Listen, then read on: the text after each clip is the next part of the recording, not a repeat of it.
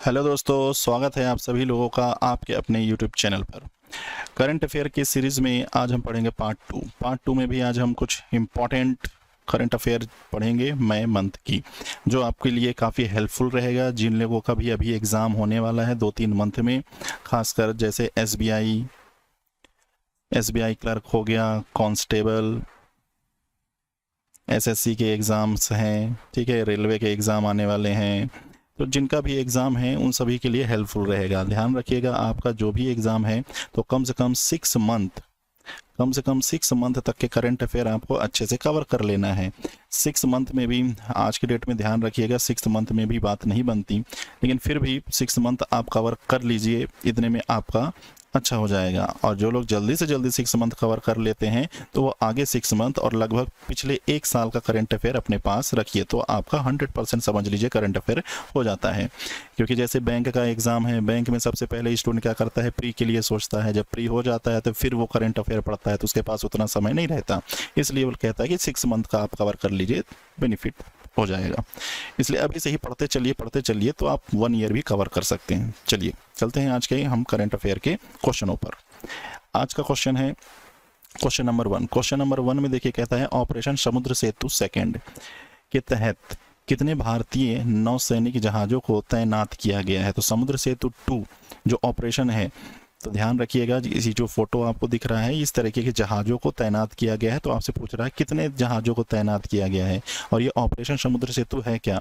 तो मैं आपको बता दूं, कोविड-19 महामारी से जो पूरा देश यहाँ पे लॉक हो चुका है, परिवहन बंद है, सामान जो हमारे हैं एक स्थान से दूसरे स्थान तक लाने ले जाने में दिक्कतें हो रही हैं, तो समुद्र सेतु से यूज़ किया गया है। इसमें क्या है, सबसे इम्पॉर्टेंट है ऑक्सीजन का परिवहन एक स्थान से दूसरे स्थान तक करने के लिए किया गया है। तो ऑक्सीजन के साथ साथ कुछ और भी ज़रूरी चीज़ों को भी ये ट्रांसपोर्ट करने में मदद करेगा तेज़ी के साथ। तो ऐसे कितने जहाज़ को तैनात किया गया है, तो आप आंसर बताइएगा 7, ऑप्शन नंबर सी 7।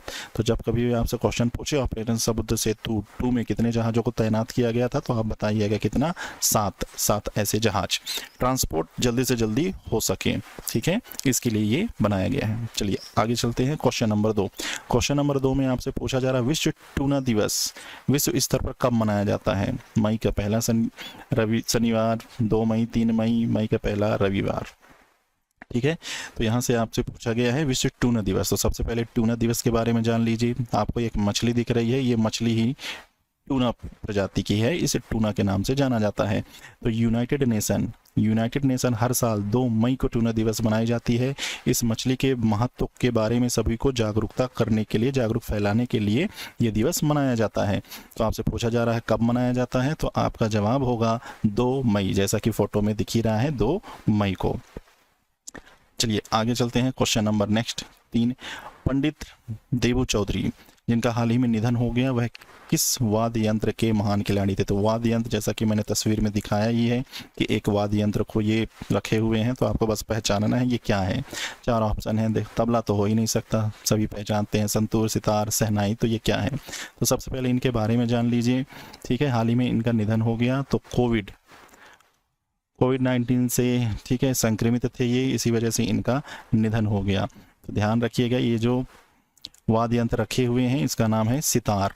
तो अगर आपसे पूछे पंडित देबू चौधरी जिनका हाल ही में निधन हो गया, कौन से वाद्य यंत्र रखते थे ये, तो ये सितार। और एक बात बता दूं मैं कि ये पद्म विभूषण और पद्मश्री प्राप्त थे इनको, ठीक है, पद्म विभूषण पद्मश्री भी प्राप्त थे इनको। तो पंडित देबू चौधरी का रिलेट किससे है, सितार से है। आगे बढ़िए।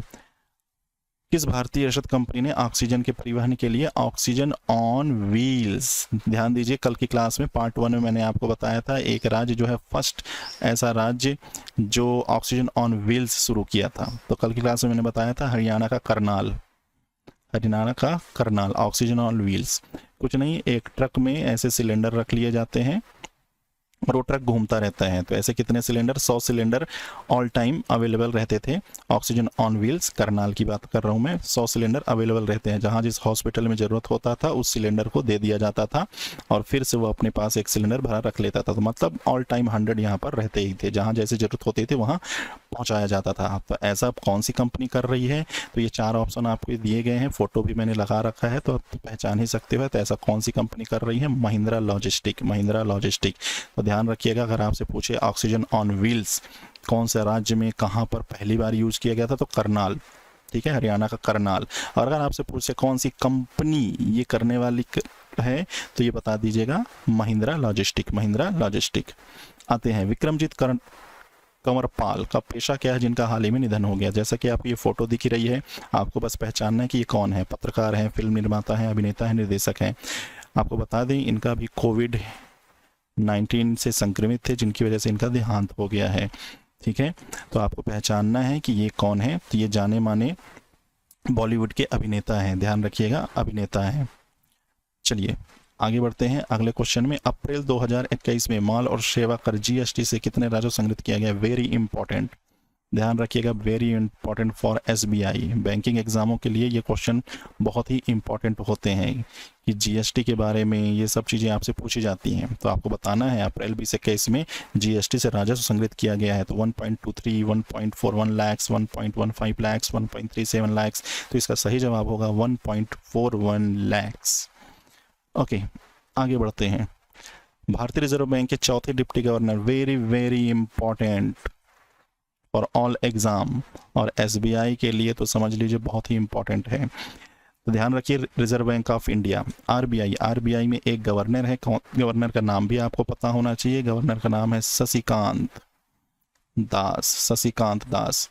एक गवर्नर और इनके साथ 4 डिप्टी गवर्नर होते हैं, तो ये चौथे डिप्टी गवर्नर बने हैं। तो इसके साथ 3 और डिप्टी गवर्नर कौन है, ये भी आपको पता होना चाहिए। तो पहले इनका नाम जान लेते हैं कि चौथे गवर्नर के रूप में जो बने हैं इनका नाम क्या है। तो 4 ऑप्शन इस तरीके से दिए गए हैं, इनका सही जवाब है टी रविशंकर, टी रविशंकर। बाकी के 3 भी आपको जानना होगा। एम के जैन, एक है एम के जैन, एक है M D Patra, then M Rajeshwar Rao. तो ये 4 डिप्टी गवर्नर होते हैं और एक गवर्नर होता है। तो ध्यान रखिएगा, बैंकिंग सेक्टर के एग्जाम में गवर्नर, 4 डिप्टी गवर्नर के नाम आप ध्यान रखिएगा, यहाँ से क्वेश्चन पूछे जाते हैं। आइए चलते हैं अगला क्वेश्चन। अगला क्वेश्चन है जापान के order of the rising sun से किसे सम्मानित किया गया है। ये जापान का दिया जाने वाला एक अवार्ड है, order of the rising sun. Japan की जो भी संस्कृत है उस संस्कृत को बढ़ावा देने के लिए, उसका विस्तार करने के लिए, जागरूक करने के लिए ये अवार्ड दिया जाता है। तो भारत में भी ये अवार्ड मिला है, 4 ऑप्शन दिया गया है, ये फोटो है उनकी, इन्हीं को ये अवार्ड दिया गया है, order of the rising sun. बस आपको इनका नाम पहचानना है, तो इनका नाम ध्यान रखिएगा, श्यामला गणेश, श्यामला गणेश। श्यामला गणेश को जापान ने order of the rising sun से पुरस्कृत किया गया है, ये बेंगलुरु से बिलोंग करती हैं। ओके, नेक्स्ट, निम्न में से कौन सा देश हाल ही में भारत के साथ 2+2 मंत्री स्तरीय संवाद स्थापित करने वाला पहला गैर क्वाड देश बन गया है, पहला गैर क्वाड देश बन गया है। तो 2+2 मंत्री स्तरीय संवाद करने वाला, ठीक है। तो 4 यहाँ पे हैं, रूस, श्रीलंका, नेपाल, बांग्लादेश। फोटो से आप पहचान ही गए होंगे, ये जो हैं व्लादिमीर पुतिन हैं। कहाँ के हैं, तो ये रूस के हैं। तो ध्यान रखिएगा, कंट्री के बारे में अगर पूछे तो ये 4th कंट्री है। 2+2 मंत्री स्तरीय संवाद करने वाला ये 4था नंबर है और गैर क्वाड का पहला नंबर है। तो अगर ये 4था नंबर है तो ऐसे कौन सी कंट्री हैं जिनसे 2+2 मंत्री स्तरीय संवाद किए जा चुके हैं, तो ये भी ध्यान रखिएगा। तो बाकी 3 है America, then Japan, then Australia. ये ऐसे देश हैं कि 2+2 मंत्री स्तरीय संवाद किए जा चुके हैं। और 4था नंबर है रूस, और रूस गैर क्वाड वाले अगर पूछे तो पहला। आइए आते हैं अगले क्वेश्चन में। निम्नलिखित में कौन सबसे अधिक मूल्यवान भारतीय आईटी कंपनी बन गई है, भारतीय आईटी कंपनी बन गई है। विप्रो, टीसीएस, इंफोसिस, टेक महिंद्रा। वो बताना है सबसे मूल्यवान यहाँ पर बन गई है टीसीएस। जी हाँ, टीसीएस सबसे मूल्यवान कंपनी है। ये चारों सॉफ्टवेयर कंपनी है, ठीक है, जो डिफरेंट सॉफ्टवेयर बनाए जाते हैं, उन्हीं की ये कंपनी है। तो टॉप पे यहाँ पर है TCS काफ़ी मूल्यवान बन चुकी हैं। आगे बढ़ते हैं। विश्व हास्य दिवस हर साल कब मनाया जाता है? ठीक है, हर साल 2 मई, मई का पहला शनिवार, मई का पहला रविवार या 3 मई को। तो मई का पहला रविवार, ऑप्शन नंबर सी सही जवाब होगा, मई का पहला रविवार। लोगों को जागरूक करने के लिए कि भाई हंसी सिर्फ हंसने के लिए नहीं है, अगर आप हंसते रहेंगे तो स्वस्थ भी रहेंगे और कितने बीमारियों से भी आप लड़ पाएंगे, उनको आप दूर कर पाएंगे। हंसते रहेंगे तो आपका स्वास्थ्य अच्छा रहेगा, उसी को जागरूकता फैलाने के लिए ये मनाया जाता है। तो मई का पहला रविवार हास्य दिवस मनाया जाता है। आगे बढ़ते हैं। विश्व प्रेस स्वतंत्रता दिवस निम्नलिखित किस दिन मनाया जाता है? विश्व प्रेस स्वतंत्रता दिवस 1 मई, 2 मई, ठीक है, अभी मैंने आपको बताया श्रम दिवस कल की क्लास में। 2 मई को मैंने बताया टूना दिवस। तो 3 मई को है आपका विश्व प्रेस स्वतंत्रता दिवस, विश्व प्रेस स्वतंत्रता दिवस। तो ध्यान रखिएगा 3 मई को विश्व प्रेस स्वतंत्रता दिवस। विश्व प्रेस स्वतंत्रता दिवस जो अभी मनाया गया 3 मई को, इसकी थीम क्या है? तो आपको थीम बताना है। जर्नलिज्म विदाउट फियर या favour, information as a public good, media for democracy, journalism and election in times of DC form, keeping power in check, media justice and the rule of law. तो ये themes हैं, तो आप ध्यान रखिएगा जो भी डेट होते हैं उनकी थीम्स भी होती हैं, तो वो भी एग्जाम के लिए काफ़ी इंपॉर्टेंट है। फिलहाल यहाँ पर जो इसका थीम है विश्व प्रेस स्वतंत्रता दिवस का, information as a public good. आइए आते हैं अगले क्वेश्चन पे। निम्नलिखित में से किसने पुर्तगाली ग्रांड प्रिक्स 2021 जीता है? ठीक है, इस तरीके से कार की, ठीक है, गाड़ी है, इसकी रेसिंग होती है, इसी को बोलते हैं पुर्तगाली ग्रांड प्रिक्स। 4 ऑप्शन है। देखिए मैं आपको बता दूं, जब कभी भी ऐसे ग्रांड प्रिक्स हों, मोस्टली जो इसका आंसर होता है लुइस हैमिल्टन, यही है जो मोस्टली सबसे ज़्यादा इस तरीके के, ठीक है, विनर होता है। पुर्तगाल के ही हैं ये लुइस हैमिल्टन। तो ध्यान रखिएगा पुर्तगाली ग्रांड प्रिक्स कौन जीता है? तो लुइस हैमिल्टन। विप्रो तीसरा सबसे मूल्यवान भारतीय IT फर्म बनने के लिए किससे आगे निकल गया है? किससे आगे निकल गया है? आपको बता दें, यहाँ फिर सॉफ्टवेयर कंपनी है ये सब। टॉप में अभी मैंने आपको बताया TCS है, सेकंड नंबर पे है इन्फोसिस और थर्ड नंबर पे आ गई है विप्रो। तो आपको बताना है कि इसने किसको ओवरटेक करके थर्ड, पहले ये 4th नंबर पे थी, तो इसने HCL टेक को ओवरटेक करके 3rd नंबर पे आ गई हैं। तो ये सॉफ्टवेयर की कंपनीज हैं। चलिए आज के लिए इतना ही रखते हैं। Okay, thank you. अगर आपको ये वीडियो अच्छे लगे तो लाइक शेयर कर दीजिएगा, बाकी बने रहिएगा आप इस सेशन में। मैं अच्छे क्वेश्चंस लाता रहूँगा जो आपको काफ़ी हेल्पफुल करेंगे आने वाले एग्ज़ाम पे। Okay, thank you.